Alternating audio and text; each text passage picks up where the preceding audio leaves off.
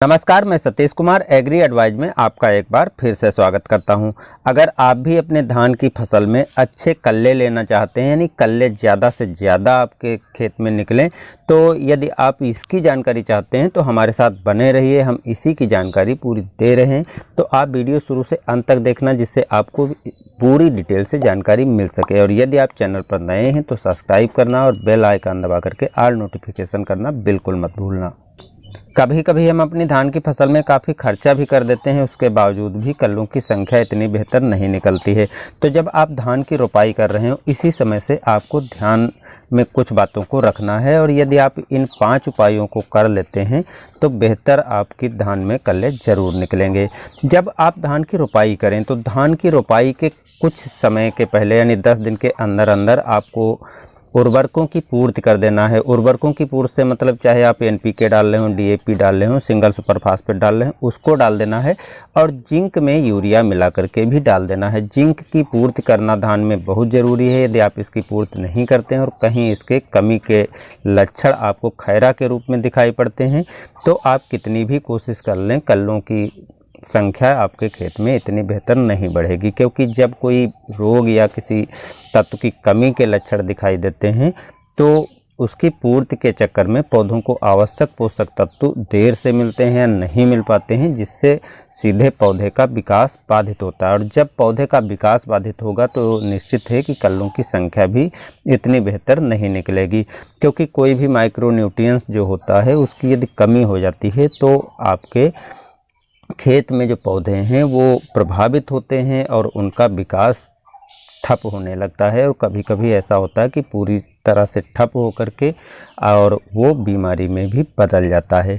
तो जो उपाय हम 5 बताने जा रहे हैं, इनको आपको ध्यान से देखना है। तो चलिए हम पहले उपाय के बारे में बात करते हैं। सबसे पहले जब आप इन उर्वरकों की पूर्ति कर दी है तो उसके बाद आपको माइक्रो न्यूट्रिएंट्स की भी पूर्ति कर लेना है। चाहे तो आप जिंक और यूरिया मिला रहे हैं, उसके साथ इन माइक्रो न्यूट्रिएंट्स को भी डाल सकते हैं। और ये कोई महंगे नहीं, काफ़ी सस्ते मिल जाते हैं। 50 से 60 रुपये प्रति किलो माइक्रो न्यूट्रिएंट्स मिल जाते हैं और इनकी पूर्ति आपको कर देना है। माइक्रो न्यूट्रिएंट्स की पूर्ति आपको 15 दिन के अंदर अंदर रोपाई के ज़रूर कर देना है, तभी आपके पौधे अच्छी तरह स्वस्थ चलेंगे। दूसरे नंबर पर आपको ध्यान रखना है कि पानी, क्योंकि धान पानी की फसल है, इसलिए पानी की आवश्यक पूर्ति धान में करते रहना है। लेकिन ये ध्यान रखना है जब कल्ले निकल रहे हो, यानी 15 से 40 दिन के अंदर का समय हो, इस समय आपको सिंचाई तो करना है लेकिन बहुत अधिक पानी भरकर नहीं रखना है। यानी 4 से 5 इंच तक पानी भरकर नहीं रखना है। यदि पानी खेत में खड़ा भी हो तो मुश्किल से 1 से 2 इंच पानी रहे। और जहाँ तक संभव हो तो आपको पर्याप्त नमी खेत में बनाए रखना है। पर्याप्त नमी बनी रहे तो पौधे में कल्लों की संख्या अधिक निकलती है, पानी भरे होने की अपेक्षा। का ध्यान आपको रखना है तो कल्लों का विकास अच्छी तरह से होगा। तीसरी बात बहुत ज़रूरी है, ये भी आप कर सकते हैं। 15 से 30 दिन के अंदर जब आपकी धान की फसल रोपाई के हो जाए, उस समय आपको अपने खेत में पाटा लगा देना है। तो पाटा जो लगाना है वो 15 से 18 किलोग्राम के बीच का कोई वज़न का टुकड़ा हो, जो लगभग 4 से 5 फीट का हो, तो 15 से 18 किलोग्राम का टुकड़ा होना चाहिए। या आप कोई लोहे की पाइप ले सकते हैं, उसका लगभग वज़न भी इतना होना चाहिए। यदि इतना वज़न नहीं है तो किसी बच्चे को आप बिठाल सकते हैं। लेकिन इस दौरान जब आप पाटा कर रहे हो तो आपको 5 से 6 इंच पानी खेत में भरा रखना है।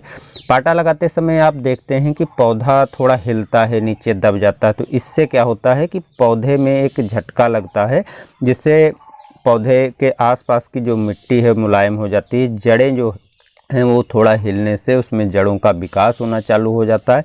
और जितना अच्छी तरह से जड़ों का विकास होगा और पौधे के आसपास स्पेस होगा, मिट्टी मुलायम होगी, कल्लों की संख्या भी उतनी अच्छी निकलती है। चौथा उपाय जो हम बताने जा रहे हैं ये भी आपको करना है। यानी पौधे की ग्रोथ बढ़ाने के लिए आपको कोई एक अच्छे ग्रोथ प्रोमोटर का इस्तेमाल करना है।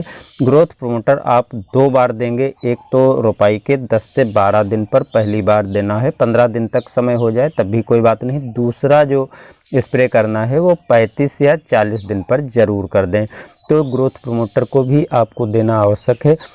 ग्रोथ प्रमोटर में क्योंकि कुछ ऐसे माइक्रोन्यूट्रिएंट्स या ऐसे सूक्ष्म तत्व होते हैं जो पौधे के लिए आवश्यक होते हैं, कल्लों के विकास के लिए या पौधे के विकास के लिए, तो आप इसका प्रयोग ज़रूर करें। इसके बाद जो लास्ट स्टेज आती है, यानी आखिर में आपको एक उपाय और करना है। यह उपाय जब आपकी धान की रोपाई के 20 से 25 दिन हो गए हों तो इस समय करना है। इस समय आपको 2,4-D अमीनो साल्ट जो 58% SL की आती है, इसकी 4 से 5 ग्राम मात्रा लेकर के, और जो 15 से 20 लीटर का पंप आता है उसमें इतनी मात्रा डाल देना है।